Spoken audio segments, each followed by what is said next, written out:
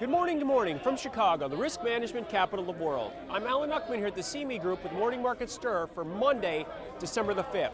A quiet Friday, employment numbers were right in line with expectations, not much movement. We saw the stock market sideways. The S&P finished unchanged, ended up down 1% on the week. Now what's important there is we made new all-time highs and then had a lower close on a weekly basis. That key reversal is something to pay attention to on this week. The Dow futures were actually down 20 on Friday, but positive 20 on the week as the best performer out of the big three.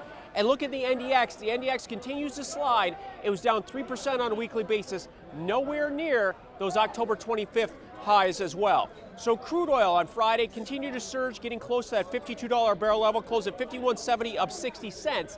Let's remember how far it come from the Friday before. It closed at 46. And lastly, gold can't get it going. It was up $8 on Friday, $11.78, but still down 3 on a weekly basis.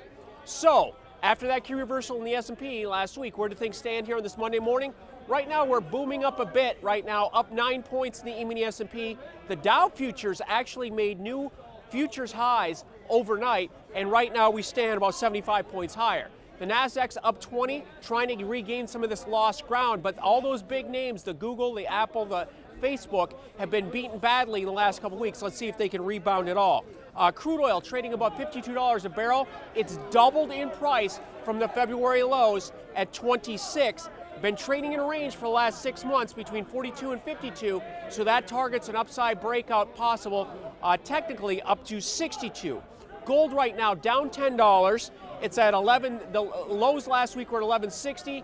And right now we're at 1168. What was interesting is last night there was a surge up to 1190 as that Italian referendum no vote, widely expected, came out. We did see a bounce in gold, but those gains were given back.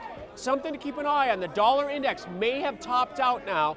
We're down at 100.5, and we see the euro currency back up to 107. So that could be interesting to see if the dollar is done with this current rise. Looking at the markets right now to summarize where we're at with about half an hour to go before the cash stock market open. Some strength to start the week.